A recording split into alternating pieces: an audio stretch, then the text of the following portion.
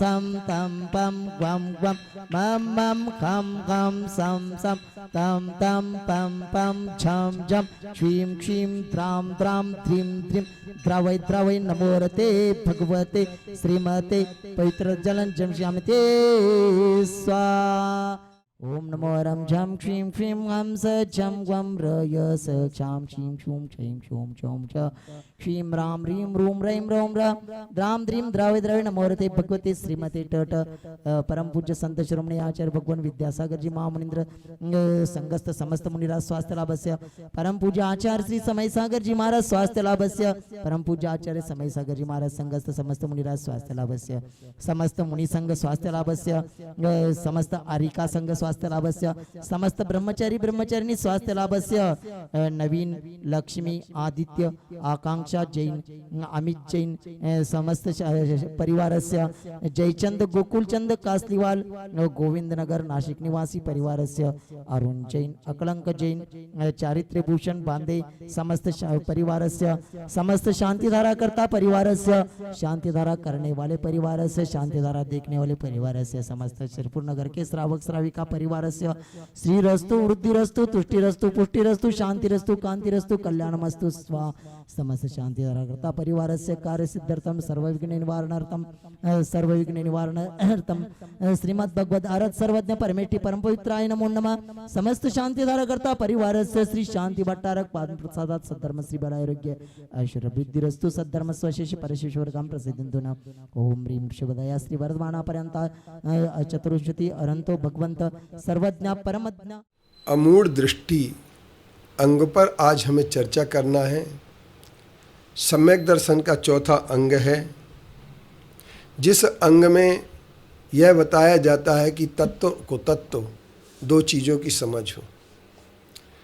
देव शास्त्र गुरु तत्व हैं और कुदेव कुगुरु और कुशास्त्र कुतत्व हैं। इन कुतत्वों के लिए हमें समझना पड़ेगा और इसलिए रत्नकरंडक श्रावकाचार में आचार्य समंतबद्ध देव ने बड़े शब्दों में कहा है, जहाँ पर उन्होंने ये कहा है कि अमूढ़ दृष्टि अंग क्या होता है। तो स्वभाव तो सुचौकाये रत्न तय पवित्र ते निर्जुगुप्सा गुण प्रीतिर मता निर्विचिकित्सता का पथे पथि दुखा नाम का पतस्ते सम्मति असंप्रक्ति रनुत्कीर्ति रमूढ़ा दृष्टि रुचिते। कुपथ क्या है? उस कुपथ को छोड़ करके सच्चे पथ की ओर आ जाना। का पथे पथि दृष्टि, तो का पथे पथि अर्थात सच्चे पथ की ओर बढ़ जाना।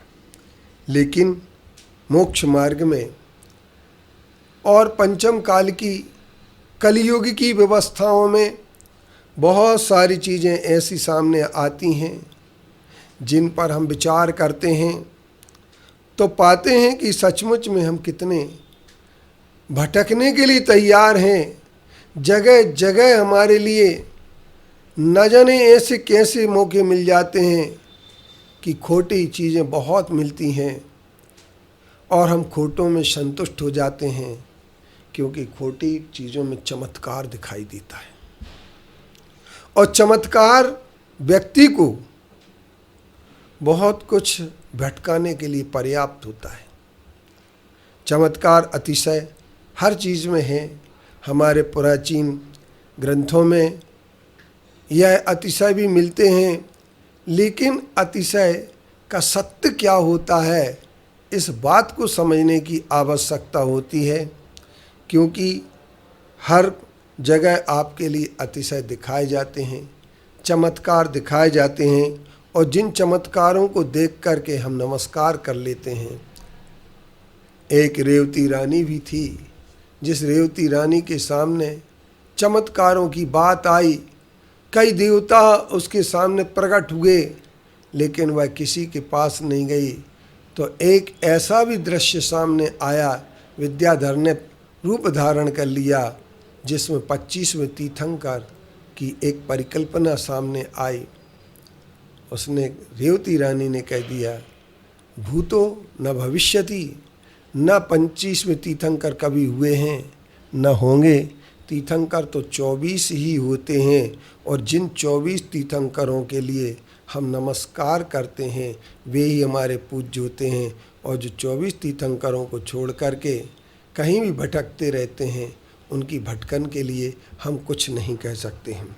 अतः हम यह कह सकते हैं कि सचमुच में जिसके अंदर परीक्षा प्रधानता होती है, जिसके अंदर ये विवेक होता है कि हमें किसको नमस्कार करना है, किसको नहीं करना है, वह निश्चित तौर पर रागी द्वेषी देवों को नमस्कार नहीं करता।